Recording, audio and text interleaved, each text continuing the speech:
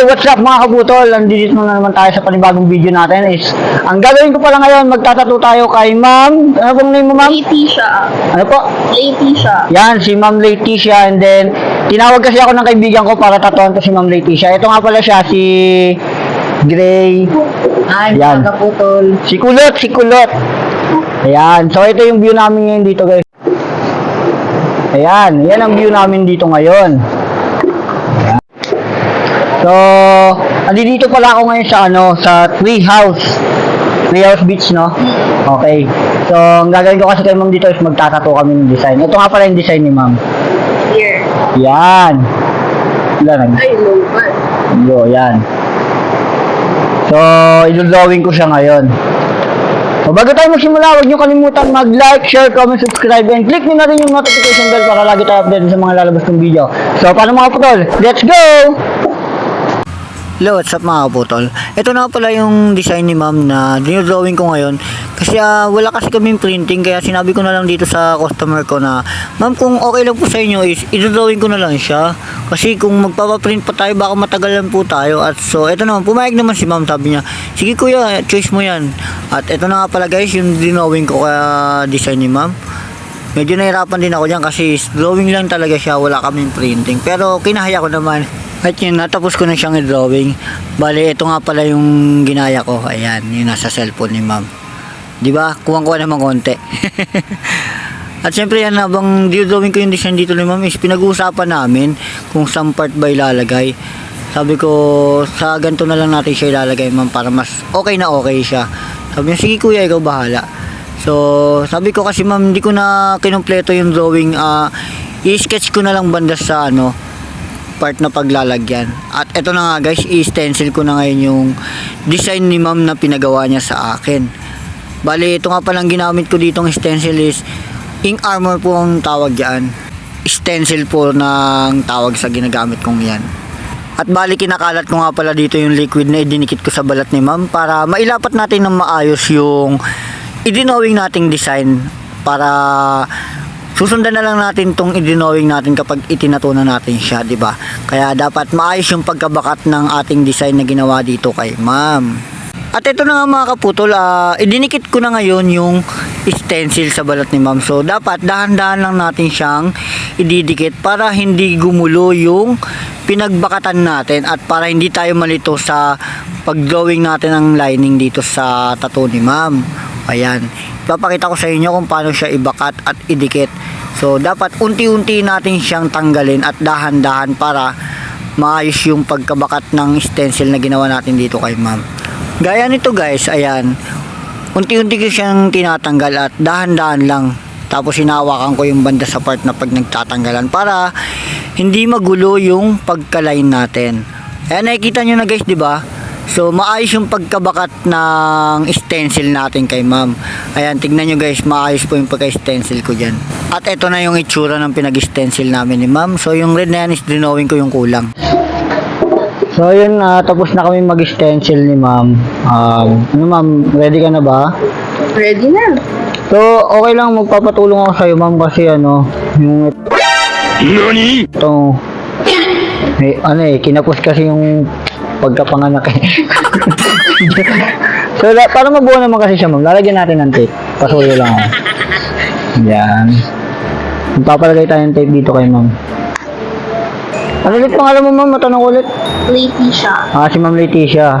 Ready na siya magpa-permanent. Ikot ba natin? Sige Ma'am, ikot mo Ma'am. Huwag mo lang diinan baka masakal eh. Hindi yung makain niya.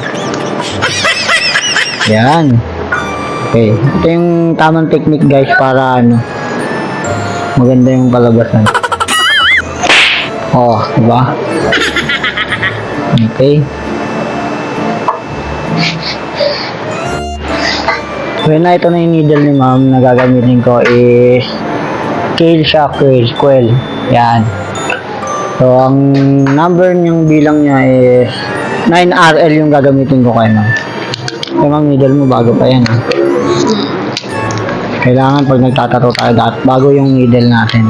Di baling luma yung baling luma yung nagtatato, basta yung Basta yung gamit bago. Yeah, try natin.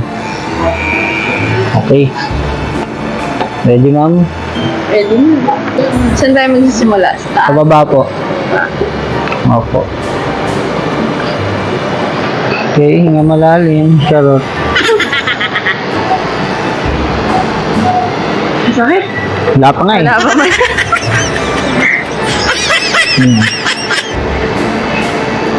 Masakit ba, ma'am?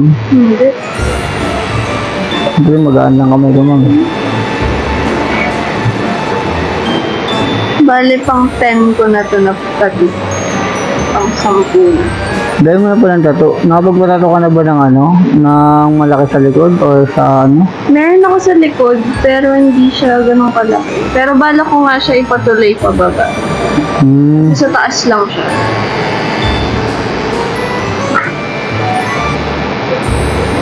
Focus yun, no? Focus saan? Sa goal. Patingin ako nung design mo, ma'am. Para maano natin siya ng maayos. Hindi, ganyan mo lang. Yan. Matanong ko lang, ma'am, ba't ano, ito palang design na pinalagay mo?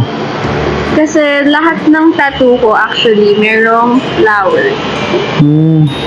Ano bang tawag sa flower na yan? Hindi ko nga alam. Mga siyang gumamela na ewan. Lahat alam mo. Next time maalamin ko.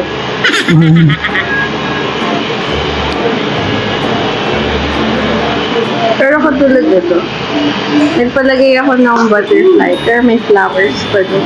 Same as lahat ng tattoo. Kailangan may flowers. Saan ka una nagpatato nung ano, sang lugar? Sa Manila, Saan sa Maynila? para naskam pa ako. Paano na-scam?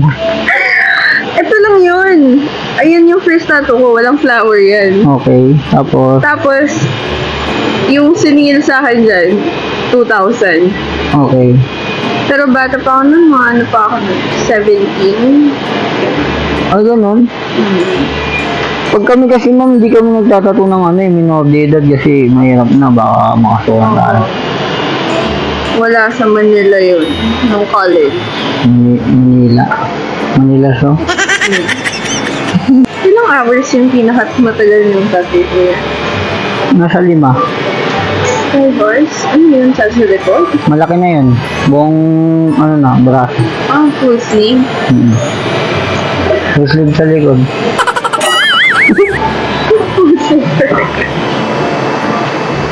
At bali dito guys, pinoward ko na pala yung ginagawa namin tattoo ni ma'am is kasi mahaba yung video na ginawa ko. Pero ito si ma'am, seryosong seryoso. Tingnan nyo, ipinatong niya na yung paa niya dun sa may bakal. Sabi ko ma'am, parang kung lalaki tayo ma'am. Sabi niya, hindi ko yan, normal lang yan. Kasi para ma-relax ko din yung kamay ko. Kasi nangangawit kapag walang kinakalangan yung kamay ko eh. So bali nandito na kami sa pinaka ginagawa kong shading tapos lining. So ginawa ko dito guys is sa ilalim nagsisimula ako, ginagawa ko na siya ng lining tapos diretso shadow na rin para hindi na tayo pabalik-balik ng ginagawa at para hindi na rin masaktan yung customer natin. At bali dito guys, natapos ko na nga yung shading at lining at nandito na kami sa pangalawang bulaklak. At ito na nga guys, yung shadingan ko na siya ng light muna bago ako mag-dark. At syempre guys, dapat bago tayo mag-dark, uunahin muna natin siya lagyan ng light bago tayo mag-dark para mas maganda yung blending ng tattoo na ginagawa natin. At dito na kami sa angulo na kung saan is nasasaktan na si ma'am. Sabi ko, ma'am, kaya mo yan, konting tiis lang kasi malapit na rin naman tayong matapos. Medyo nasasaktan na nga dito si ma'am kaya ginagawa ko, kinakausap ko siya ng kinakausap para malibang siya. Kasi pag hindi namin to natapos yung tattoo niya, baka sayang lang din yung paghihirap na ginawa namin ni ma'am. Sabi ko, ma'am, konting tiis lang, kayang-kaya mo yan. At eto na nga guys, malapit na kaming matapos sa part na to, kaya sabi ko, ma'am, tiis-tiis lang po, matatapos din tayo. Yan, medyo nasasaktan na talaga si ma'am dyan ng sobra. At bali ito na nga guys, nilalagyan ko na siya ng white. Dahan-dahan ko munang nilalagyan ng white para hindi naman masaktan si ma'am.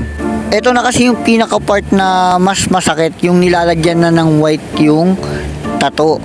Pero ito kasi dapat, yung white na to is highlight yan para mas gumanda yung tattoo na ginagawa natin kay ma'am, di ba? Kitang-kita nyo naman guys kung paano ko lagyan ng white at pasok na pasok talaga agad sa balat ni ma'am yung ginagawa nating white. Kaya sabi ko, ma'am, konting tiis na lang, malapit na rin tayo matapos. Sabi niya, sige kuya, titiisin ko po, basta mapaganda mo lang yung tattoo na ginagawa mo. Sabi ko, ma'am, tiwala ka lang sa akin, ma'am. Kaya nga ako yung itinawag ng kaibigan ko para ipagkatiwala po sa inyo yung balat niya eh. At syempre nga guys, tapos na nating gawin yung tattoo ni ma'am. Ayan, nilagyan na po natin siya ng bula. Ito pong bula na inilagay ko sa balat ni ma'am, antibacteria siya para malinis po natin yung tattoo niya. At ito na nga guys, nililinis ko na siya. Yun, ang ganda ng tattoo ni ma'am, di ba?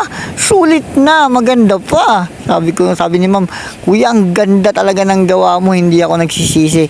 Sabi ko, ma'am, syempre ma'am, ayoko naman mapaya sa inyo, kaya dapat ko lang talaga siyang gandahan.